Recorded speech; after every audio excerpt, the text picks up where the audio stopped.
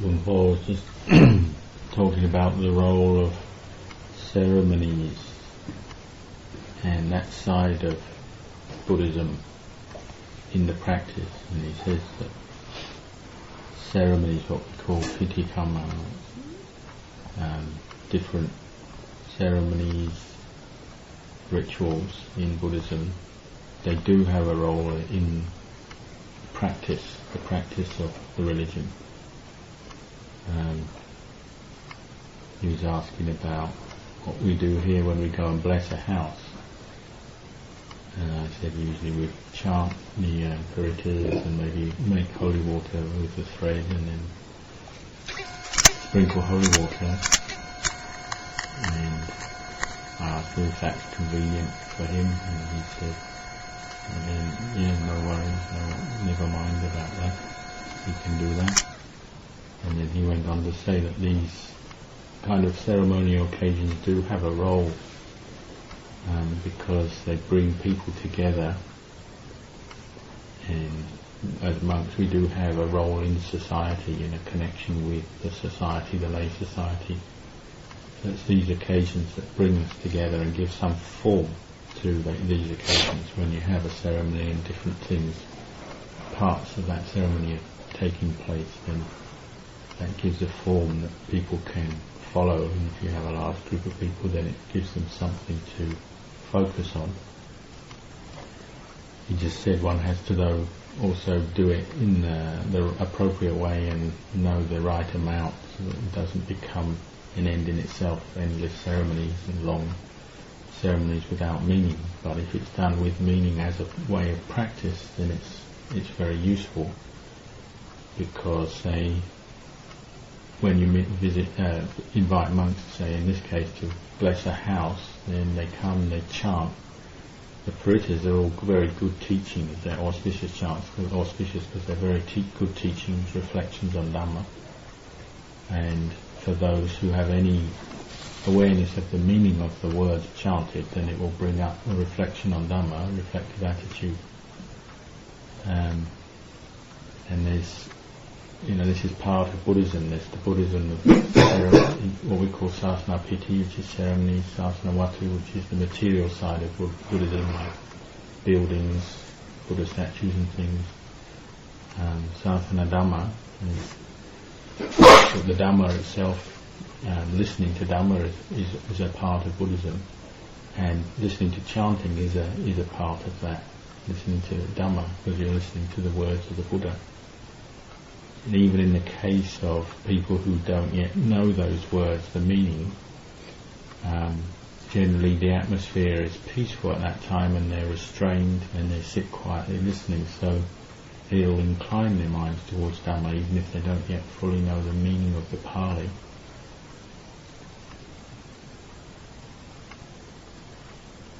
So he went on to say, just to expand on how the role of ceremonies helps to pass on Buddhism from one generation to the next. It gives lay people a form when they come from their own lives, which may be very scattered and don't have much religion or practice in them. And then it brings them to a point where they can start practicing. It's a very good introduction. What you're chanting, as I said, they're teachings. It's like the 38 blessings we do when we do a Sewana Shavalana. All of these different chants are very, very powerful Dhamma. If one knows just one line, it's a very good teaching or reminder of how to live in the world skillfully. So we're passing that on to lay people when we do these ceremonies. And he went on to say about how at Wat Pah Pong people ask him why he never does a foundation stone laying ceremony. Because we've asked him to lay a foundation stone here on Wesak next Sunday. And he said in his case he's never done it because the monastery has been well established by Luang Por for many years now. Luang Por was very skilled in setting up the monastery, planning it, putting the buildings in the right place, and over the years so many monks and lay people have been there and practicing that the place has become auspicious and blessed through that. So to lay a foundation stone, let's say when he's done his latest hall that he renovated, rebuilt, it didn't seem necessary because the place is already blessed through Luang Por Chah's planning and setting up of the monastery, and then the good practice that's done there, that's already done that for everyone. You just said another word for a foundation stone is that an auspicious stone, meaning a stone that marks an auspicious time or occasion for building a hall or some building. And he said, in the case of Wat Pong, when they're ready to build a building, the funds, everybody's ready, the plans are there, because the place is already blessed and auspicious, then that is the marker stone. You don't need an actual stone or ceremony, just the fact that causes and conditions are right to build, and that's it, that's good enough. But he said maybe in other areas where a monastery is new and they haven't reached that point, then you might have these ceremonies to mark the beginning of a building. You have a stone that you lay and say this is for an auspicious beginning. But then even say in the West, he said, you could say just going through the planning process with the local government here, where it takes a long time, a lot of discussion, plans are drawn up, discussed, changed. Before you get that permission, many things have to go on, and then when you get the permission, it's as if that's a bit like the foundation stone, because it means that the local society and government are ready to accept the building of your building. So you could say that is the equivalent of foundation stone, but in this case we're going to have a foundation stone, so there's nothing wrong with that, but it's really a marker to say, well, we're now ready to build this building, the causes, the conditions are right, so we'll do it. Luang said that if we look at the time of the Buddha, you get a good example or insight into how the role of ceremony and ritual helps in the practice, the development of the mental qualities that are needed for practice. What I missed earlier, he had said that even the Buddha with monks had used ceremony, in the sense that the original ordination ceremony first was just 80 bhikkhus inviting to come to a practice for overcoming samsara. That's already a little bit of ceremony, just making that declaration. Well, then later it was going to the 3 refuges, Buddha, Dhamma, Sangha. That's still a bit more ceremony involved in it, again bringing up that commitment to the practice. And then later there was the 4 motion and 3 announcements, which is a very formal way, but it's still doing the same thing. It's bringing up that commitment and firmness of mind to ordain. And then he said just now, just after the Buddha was enlightened and practicing near Angela River, there was one of the first, or the first Buddhist disciples, merchant travelling with his ox cart to sell goods, went past the Buddha where he was sitting under a tree and saw the Buddha, and was inspired by the Buddha's peaceful, radiant presence to offer him some dana for Bindabata. And after that he was so inspired with the Buddha's presence, the way the Buddha spoke, his gentle, clear words, that he offered himself as disciple, and we call Buddha Mamaka, like disciple, lay disciple of the Buddha. And in those days there weren't yet any Sangha even, there was just the Buddha, so declaring himself disciple of the Buddha, taking refuge in the Buddha and the Dhamma, not yet Sangha.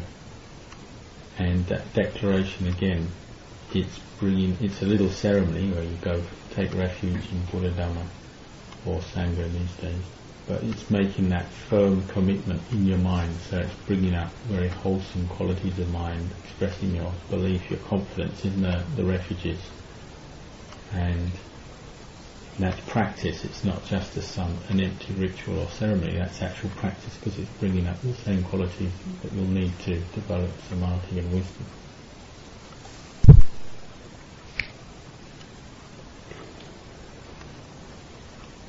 Paul says that the point of all these the ceremonial and external form of the religion is to bring up that which is auspicious, Mangala in people's minds.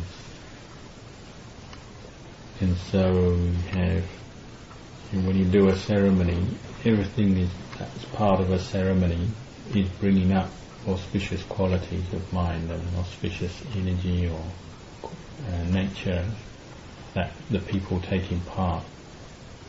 Say when you have a ceremony, you invite monks, say, to your house. People, if they bow, show respect to the monks, or they take precepts and so on, they're being respectful with body, speech and mind. They're bringing up qualities of respect, reverence, like in the 38 blessings sutta we chant, Karawocha, Niwatocha, which is bringing up respect, reverence. And these are very good qualities to bring up in people's minds. So just performing a ceremony, going through those things like bowing and taking precepts and so on, it's bringing that up. So it's a very powerful effect for people, very powerful good karma. And again, we can see from the early days of Buddhism, the Buddha's life, how the importance of it. Say, there was Yasa, the son of a very rich family. When he became a monk, he went to live with the Buddha. Already there's the 5 ascetics who were the first disciples of the Buddha. There's Mahanama, Satya, Anyakondanya, Asati, Wapanya, already living there, and they'd already realised Dhamma following the Buddha's teaching, so they're already very peaceful, free from blemishes in their hearts, pure-hearted. And Yasa joined them, so his father and his wife went after to find out what was going on, and maybe to pull him back, just to find out why he was doing this, went to visit. And they go into that place where the Buddha's living and practicing. The place is peaceful and quiet, so very suitable for inspiring people and for hearing the Dhamma. And the behaviour of the monks, very inspiring, restrained. And also these first enlightened disciples have proven that the Buddhist teaching, what he realised, can work to change people, actually changes their whole character, their behaviour, because their minds have changed from hundreds of areas. So it's like a guarantee of the teachings now. So you have 3 refuges, Buddha, Dhamma, Sangha now. The 5 ascetics are enlightened. And so Yasa's father and his wife, when they go into that atmosphere, see that, then they already become calm and inspired. And the Buddha taught what we call Anubhupikata, which is like gradual teaching through the various methods of the practice, how the practice develops, starting with Dhanagata, the practice of generosity, giving up, Sila-gata, practice of restraint, morality, Adinawa-gata, which is like teaching on to see the disadvantages of attachment to sensuality, the sensual realm. And then Nekama-gata, the way out. Nekama is the way out of sensuality, sensual attachment. So teaching them gradually in stages like this, then their minds, because they're peaceful, restrained in that situation, and practicing these sort of things like bowing and showing respect, then listening to that teaching, their minds inclined to the Dhamma, so they became established in their faith and their confidence. And so then they asked to become, Vyasa's father asked to become a student of the Buddha, a disciple. So he's the first in Buddhism to take the 3 refuges, because now there's the Sangha. And again, it's that taking the refuges means, making a firm commitment with the mind. It's bringing the mind to very wholesome qualities. And because of the situation, the atmosphere, and partly because of the ceremonial or external part of that whole situation, their behaviour is already in line with Dhamma. So then the Dhamma arose in their mind, and then they become committed to the Buddha Dhamma Sangha, take refuge as the first Buddhist lay people.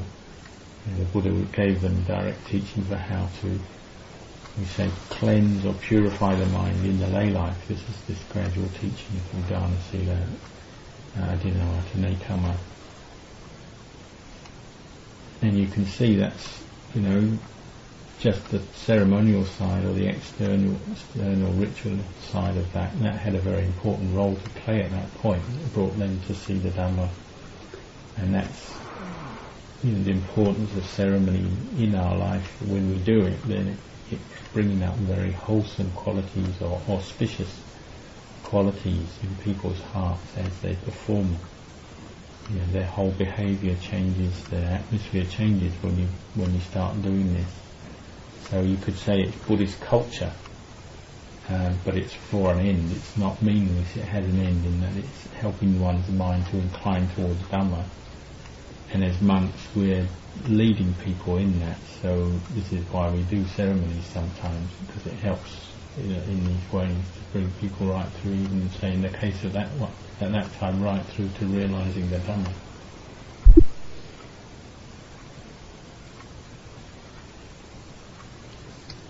Another part of the Mangala Sutta, the 38 blessings, Samana Anshadasanam. It's a blessing for lay people to see a samana. So this has a special importance to us as monks, because we are providing that for people if we go out into society, go bless a house, or when people come here, they usually find it inspiring and beneficial to see samanas, people who are restrained, practicing the Dhamma Vinaya and living as a samana. It brings up, we say, auspicious qualities, and particularly respect, restraint, humility, these kind of qualities in lay people. The more faith they have, the more these qualities will come up when they see a samana. And we should be aware of that, because not only are we providing that, but also we have to be aware of that ourselves, those qualities coming up in us, because we're practicing as a samana, but we're also developing the qualities of a samana. We maybe aren't yet a complete samana, and having completely let go of all defilements. So we have to be aware of all this as we live in the monastery, as we practice. It's part of our training in mindfulness. For lay people, when they do have qualities of faith, reverence come up towards the samana, then they will be more careful about, to say, the properties of the samana, like the requisites, the bowl of the samana, cloth. Traditionally in Buddhist societies they would never touch or tread on the cloth of a monk, because we say it's like a kind of chedi, because it's the we say it's the victory banner of an arahant is his robe. An arahant has overcome all, defeated all that is unwholesome, all that is defiled. So what represents that is the victory banner, is the cloth. So in Buddhist countries, having that respect for an arahant, for the symbol of an arahant, say his robe, they tend not to want to touch, walk over, or use monks' requisites in the wrong way. So like you see in countries like Burma, people go into a monastery, they always take their shoes off, take their hats off, and whatever the situation, however the weather is, whatever, they'll tend to do that out of respect for a monastery as a place where samanas live and practice. Or in Thailand, they'll never walk over, generally in traditional Thai society, they won't walk over a monk's robes or use monk's robes to wipe their feet or wipe the floor, even if it's really rotten old cloth. If it's from a monk's robes, they'll tend to steer away from it out of respect and that awareness. And we also should be developing that same awareness, how to use monks' robes properly, how to treat them properly. Also the awareness of what a samana is like when we're with teachers. We have to be aware what the right way to practice is towards teachers. Have mindfulness as we're walking, we're moving, we're sitting around a teacher. We should be one who's, we say, is looking as though one who's practicing mindfulness in the way we turn, whether we're standing over a teacher, bashing into one, all the different ways of behaviour around teachers and other samanas. We should be aware of the right way to practice. And just that much is training in mindfulness, which will bring you all kinds of fruit quite automatically. It will gradually change your character and work on you. And then the other aspects of our life which bring up the sense of a samana, we live in the world, we live in the same world as lay people, and we're part of that same world, but we don't practice in the same way. We have to reflect on the use of requisites, the way they come, where they come from, how to use them wisely, the appropriate amounts to eat. Why do we eat? It's just to give the body sustenance to practice for a day and night. Most people will eat with sensual attachments. That's almost automatic, so the way to break through that is to start using mindfulness and wisdom to reflect on the use of requisites. We don't wear robes to show off our bodies or to look good. We just wear them to protect us from heat, cold, insects and so on. Our shelter, our medicines are the same. When we reflect like this and train ourselves in reflecting like this, it's the same as saying mindfulness of posture and body movements. When we reflect on the use of requisites, it quite naturally will change our habits of mind, our conditioning, so that we start to become more like real samanas. And that happens automatically through your bhikkhu life the more you practice. And this is the aim of the practice, is to bring up the samana, firstly from the outside, and then developing the purity of a real samana, one who's let go of all attachments inside. And something that is really worth venerating is the samana of the pure heart, the pure mind that's let go of defilement.